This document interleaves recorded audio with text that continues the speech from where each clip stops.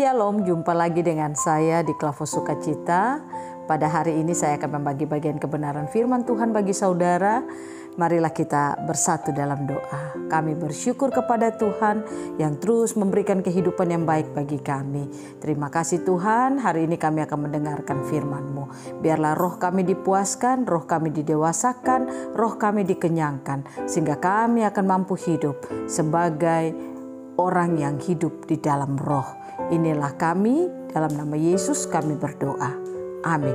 Bagian kebenaran firman Tuhan bagi kita di dalam kitab Galatia pada pasalnya yang kelima, ayatnya yang ke-22 sampai ayatnya yang ke-23, demikian bunyi firman Tuhan. Tetapi buah roh ialah kasih, sukacita, damai sejahtera, kesabaran, kemurahan, kebaikan, kesetiaan, kelemah lembutan, penguasaan diri. Tidak ada hukum yang menentang hal-hal itu. Demikian jawab pembacaan firman Tuhan. Pemirsa Klavos yang diberkati oleh Tuhan, topik firman Tuhan atau tema firman Tuhan bagi kita saat ini berkata hidup di dalam roh. Saya mengajak saudara, mari kita melihat di dalam 1 Tesalonika ayatnya yang pasalnya yang kelima, ayatnya yang ke-23. Demikian bunyi firman Tuhan. Semoga Allah damai sejahtera menguduskan kamu seluruhnya, dan semoga roh, jiwa, tubuhmu terpelihara sempurna dengan tak bercacat pada kedatangan Yesus Kristus Tuhan kita. Artinya pemirsa, ayat ini mau katakan kepada kita, manusia adalah makhluk roh yang memiliki jiwa, yaitu pikiran, perasaan, kemauan, imajinasi, memori yang tinggal di dalam tubuh. Itu berarti bahwa manusia itu bukan makhluk tubuh. Karena tubuh ini akan mati, masuk ke tanah karena dia berasal dari tanah. Tetapi manusia itu adalah makhluk roh. Roh yang dimiliki manusia adalah roh Allah. Dan roh itu, ketika manusia mati, roh itu akan kembali kepada pemiliknya. Dan kemana jiwa itu akan pergi kemana roh itu pergi. Nah, oleh karena itu kita harus tahu bahwa kita manusia bukan makhluk tubuh, bukan makhluk jiwa, tapi kita manusia adalah makhluk roh. Nah, kalau dikatakan kita manusia adalah makhluk roh, maka marilah kita hidup di dalam roh. Artinya kita harus memperhatikan roh kita lebih dari memperhatikan tubuh kita. Ya, saya katakan pasti mungkin orang akan berkata tubuh itu harus sehat, tubuh itu harus kuat. Memang benar, itu tidak salah. Tapi apa gunanya kita memiliki tubuh yang kuat, tubuh yang sehat, tetapi roh kita tidak kita dewasakan. Roh kita tidak pernah kita memberi makan firman. Roh kita tidak pernah kita memperhatikan. Padahal kita tahu manusia itu kuat bukan dari tubuhnya, tapi manusia itu kuat dari rohnya. Roh manusia ini harus kuat seperti apa yang dikatakan oleh Paulus di dalam 1 Korintus pada pasalnya yang keempat, ayatnya yang ke-16, Paulus katakan, sebab itu kami tidak tawar hati, tetapi meskipun manusia lahiriah kami semakin merosot, namun manusia batinia kami dibaharui dari hari ke hari. Artinya Paulus mau mengatakan bahwa sekalipun manusia lahiriahnya semakin merosot, tapi batinianya, manusia batinianya dibaharui dari hari ke hari. Apa manusia batinianya? Yaitu rohnya. Ketika dia memiliki roh yang kuat, roh yang strong, makanya dikatakan pada ayatnya yang ke-18, kami hidup bukan dari apa yang kami lihat, tapi kami hidup dari apa yang tidak kelihatan. Karena yang kelihatan sementara, sedangkan yang tidak kelihatan itu kekal. Apa yang tidak kelihatan itu adalah rohnya. Nah, ini Paulus mau mengingatkan juga kepada saudara dan saya, roh kita diperhatikan itu jauh lebih penting. Manusia boleh kuat secara tubuh, tetapi kalau rohnya lemah, maka dia akan menjadi orang yang lemah. Ingat, tubuh kita punya masa kadaluarsa, kuat, tetapi ketika kita berjalan waktu, usia bertambah, maka kekuatan kita akan semakin menurun. Nah, oleh karena itu kita tahu manusia itu kuat bukan tubuhnya, tapi manusia itu kuat dari rohnya. Oleh karena itu kita harus tahu saudara, kalau tadi dikatakan dalam 1 Tesalonika, saudara dan saya adalah makhluk roh, mari kita hidup di dalam roh Allah yang ada di dalam kehidupan kita. Kita makhluk roh, mari kita hidup di dalam roh. Kitab Galatia pada pasalnya yang kelima ayat bacaan kita ayat 22 ayat 23 katakan tentang buah-buah roh.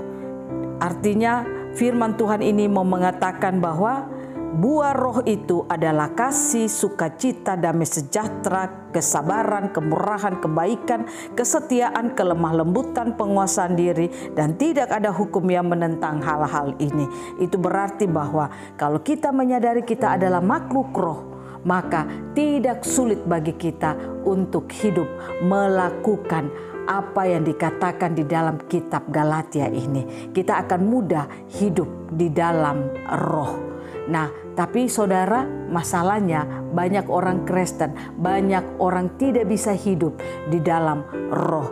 Pertanyaannya, mengapa manusia itu sulit hidup di dalam roh? Karena dia tidak menyadari bahwa dia adalah makhluk roh. Dia terlalu memperhatikan tubuhnya, mempercantik tubuhnya, membuat tubuhnya kuat, dan dia tidak pernah memperhatikan rohnya. Padahal dia tahu manusia itu kuat dari rohnya, bukan dari tubuhnya. Nah, oleh karena itu saudara, saya mau mengajak saudara apa yang harus kita lakukan agar kita tidak sulit hidup di dalam roh. Yang pertama yang harus saudara lakukan, mari saudara dan saya, kita bangun kesadaran kita kalau kita manusia adalah makhluk roh. Saya percaya dengan kesadaran ini, maka saudara akan mampu untuk membangun manusia roh saudara. Dengan cara apa? Memberi makan firman, mendewasakannya dengan firman. Kalau kesadaran itu tidak ada, maka saudara berpikir bahwa tubuhmu itu yang lebih penting. Makanya kau akan lebih memperhatikan tubuhmu, mempercantik tubuhmu, mendandani tubuhmu dengan segala hal yang cantik, yang baik dan sebagainya. Itu penting, itu tidak salah. Tetapi ingat, membangun manusia roh kita itu jauh lebih penting. Yang kedua, apa yang membuat saudara dan saya agar tidak sulit hidup di dalam roh?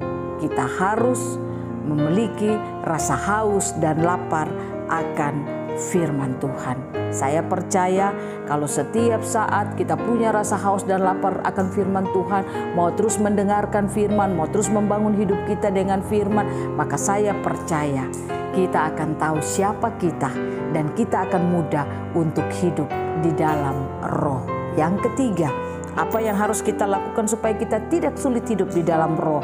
Yaitu kita senantiasa mau memberikan diri kita dipimpin oleh Roh Kudus. Karena kita tahu peran Roh Kudus dalam hidup kita membawa kita untuk mengenal siapa Allah yang kita sembah. Roh Kudus membawa hidup kita mampu untuk melihat kehendak Allah, mampu untuk melihat siapa kita di dalam Allah. Nah, itulah yang membuat kita tidak sulit untuk hidup di dalam roh. Mari saudara kekasih Kristus, mari kita belajar untuk membangun hidup kita senantiasa di dalam roh. Ingat, saudara dan saya adalah makhluk roh. Kita bukan makhluk tubuh, kita bukan makhluk jiwa. Perhatikan roh kita, mendewasakan roh kita, hidup di dalam roh. Itu sesuatu yang membuat hidup kita akan mengalami kehidupan yang luar biasa. Kita akan mampu hidup menjadi anak-anak Tuhan yang hidup berkemenangan sekalipun situasi keadaan kita sulit, tetapi hidup di dalam roh memampukan kita untuk berdiri melakukan kehendak Tuhan di dalam kehidupan kita. Tuhan Yesus memberkati kita, firman-Nya jadi berkat bagi kita semua. Amin. Mari kita berdoa. Bapa, kami bersyukur, kami berterima kasih. Kebenaran firman-Mu bagi kami sungguh luar biasa. Ajari kami, mampukan kami, agar kami bangun kesadaran kami adalah makhluk roh. Oleh karena itu kami mau senantiasa membangun, mendewasakan roh kami, sehingga kami mampu hidup di dalam roh. Kami tidak hidup di dalam daging, tapi kami mampu hidup di dalam roh. Karena kami punya kesadaran, kami adalah makhluk roh. Terima kasih ya Tuhan, Roh Kudus mampukan kami, firman-Mu biarlah terus menerangi perjalanan hidup kami, agar di hari-hari perjalanan hidup kami ke depan, kami akan terus lebih cenderung untuk membangun manusia roh kami. Kami lebih cenderung untuk mau hidup di dalam roh, karena kami tahu siapa kami di dalam Tuhan. Terima kasih Tuhan, inilah doa kami. Biarlah Engkau memberkati semua kami, pemirsa Klavos, agar seketika mereka diperhadapkan dengan berbagai macam persoalan hidup mereka, tetapi mereka tetap sadar bahwa mereka adalah makhluk roh. Itulah yang membuat hidup mereka akan berkemenangan. Dalam nama Tuhan Yesus kami berdoa dan bersyukur kepada Tuhan. Haleluya, amin.